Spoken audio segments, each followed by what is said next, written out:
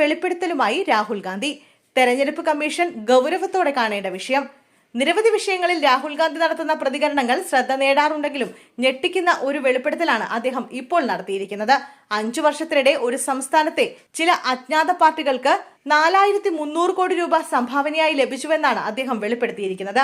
ആരാണ് ഈ പാർട്ടികളുടെ പിന്നിൽ പ്രവർത്തിക്കുന്നതെന്ന് കണ്ടെത്തണമെന്ന ആവശ്യവുമായാണ് രാഹുൽ ഈ വിഷയം ഉന്നയിച്ചത്.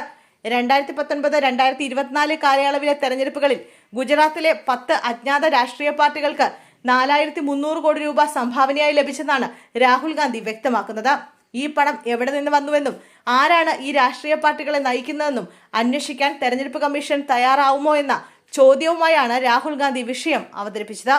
2019-2024 കാലയളവിൽ നടന്ന 2 ലോക്സഭാ തെരഞ്ഞെടുപ്പിലും 1 നിയമസഭാ തെരഞ്ഞെടുപ്പിലുമാണ് 43 സ്ഥാനാർത്ഥികളാണ് ഈ പാർട്ടികളുടെ ടിക്കറ്റിൽ മത്സരിച്ചത്. 54,000 വോട്ടാണ് ഇവർ ആകെ നേടിയത്.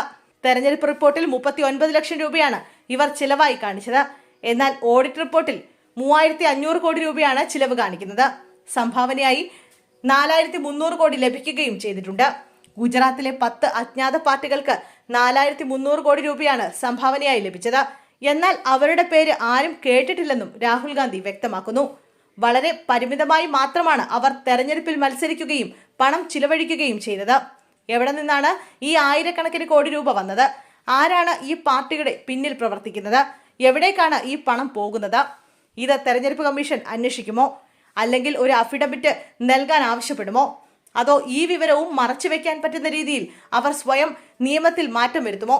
രാഹുൽ എക്സിൽ കുറിച്ചു. രാഹുൽ ഗാന്ധി ഉന്നയിച്ചിരിക്കുന്ന വിവരം ശരിയാണെങ്കിൽ ഇത് വളരെ ഗൗരവത്തോടെ എടുക്കേണ്ടത് തന്നെയാണ്. 1000 വോട്ടുകൾ മാത്രം നേടിയ സ്ഥാനാർത്ഥികൾക്കാണ് 4300 കോടി കിട്ടിയിരിക്കുന്നത്. ഇവർ ഡമ്മികളാണെന്ന് വേണം കരുതാൻ. അങ്ങനെയെങ്കിൽ ഇവർക്ക് പിന്നിലുള്ള സിൻഡിക്കേറ്റ് ഏതാണ് എന്നത് ഉയരുന്ന ചോദ്യമാണ്. ജനാധിപത്യത്തിന്റെ പ്രസക്തി തന്നെ ഇല്ലാതാക്കുന്ന ഇത്തരം നടപടികൾ തുറന്നു കാട്ടുക തന്നെ വേണം. തെരഞ്ഞെടുപ്പ് കമ്മീഷൻ ഈ വിഷയത്തിൽ ഇടപെടണമെന്നാണ് 140 ന്യൂസ് പൊളിറ്റിക്സിന്റെ അഭിപ്രായം. രാഹുലിന് ലഭിച്ച വിവരങ്ങളിൽ തെറ്റുപറ്റിയതാണെങ്കിൽ അത് പുറത്തു കൊണ്ടുവരേണ്ടതും തെരഞ്ഞെടുപ്പ് കമ്മീഷനാണ്.